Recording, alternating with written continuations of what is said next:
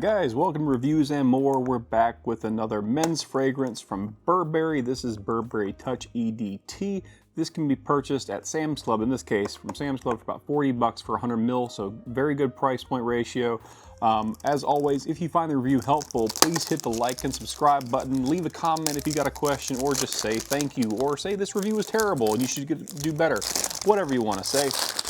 But again, this is Burberry Touch.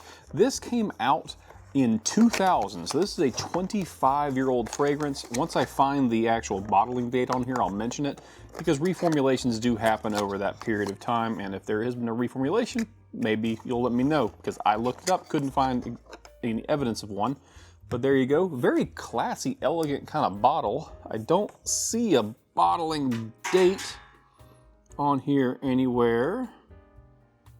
Just that it says, nope, nothing there as far as a date. I got a batch code, but that doesn't really help me unless I want to get online and look it all up. Anything in here? Nothing. So I got no bottling date on this particular bottle of Burberry Touch. That's unfortunate.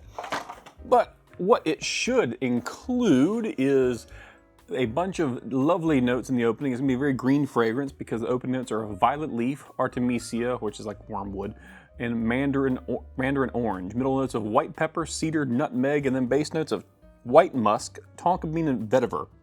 So that screams masculinity overall to me.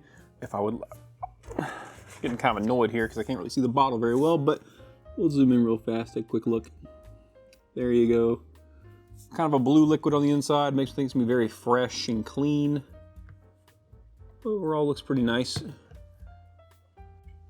Now, just the fact that this fragrance is 25 years old and has not suffered through any kind of discontinuation kind of tells me that, at least from their perspective, it's worth keeping around. So that means it's probably going to be semi-mass appealing at the very least. I'm just kind of curious about if it's going to be like an older man's fragrance or a younger man's fragrance, or what the occasion kind of is. As always, we test on paper, then we test on skin. I give you my opening note breakdown, and then I come back a few hours later to kind of give you the run through on all the middle base notes and the longevity and projection power that the fragrance has.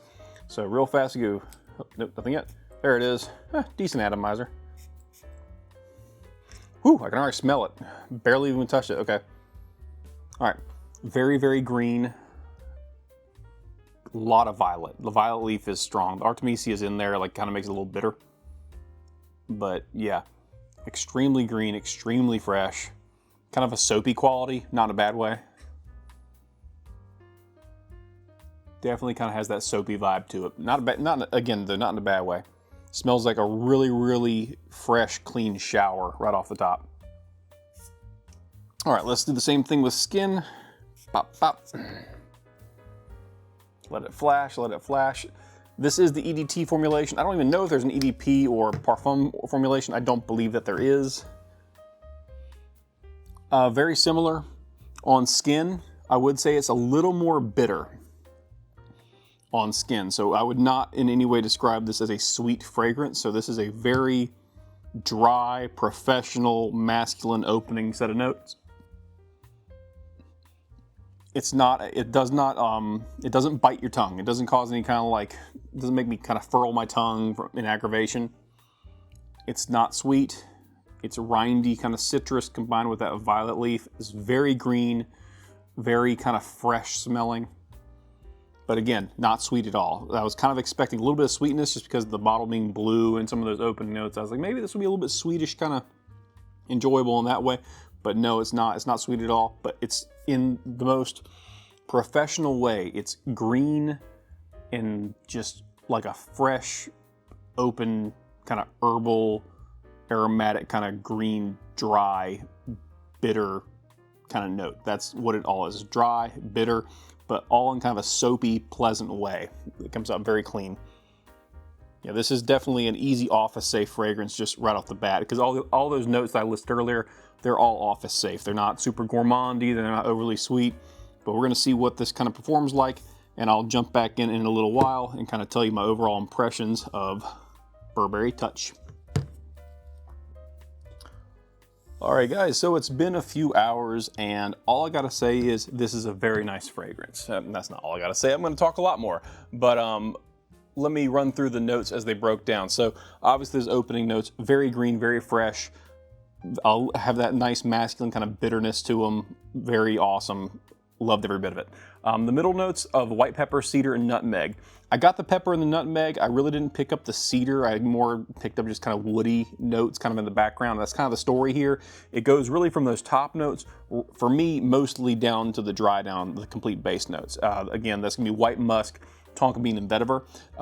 The musk is a very sweet, powdery, just pleasant and professional kind of dry down. You get a little bit of sweet kind of like minor vanilla notes from those tonka bean notes that are listed. And you get just enough of that vetiver kind of in the back to make it a little bit dry, to kind of make it just a little bit dry, kind of have a little bit of crispness, like a little bit crisp right at the end. That's kind of what you get from it. But overall, the overall fragrance, I would say, is a musk-based fragrance based on that dry down, because the musk does come out fairly quickly once those initial top notes kind of fade. Overall, I would say this is a great fragrance for anyone who is in a professional setting. This is supremely office safe. This is what you would want to wear if you want to seem professional in that kind of atmosphere. This would not be a good option if you're like, hey, I want my son to have a cologne and he's like 16.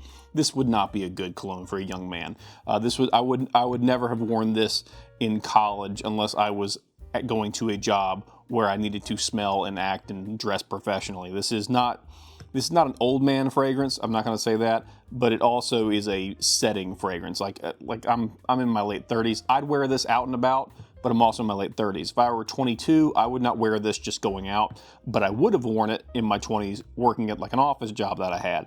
That would seem okay. So that's kind of how I look at it.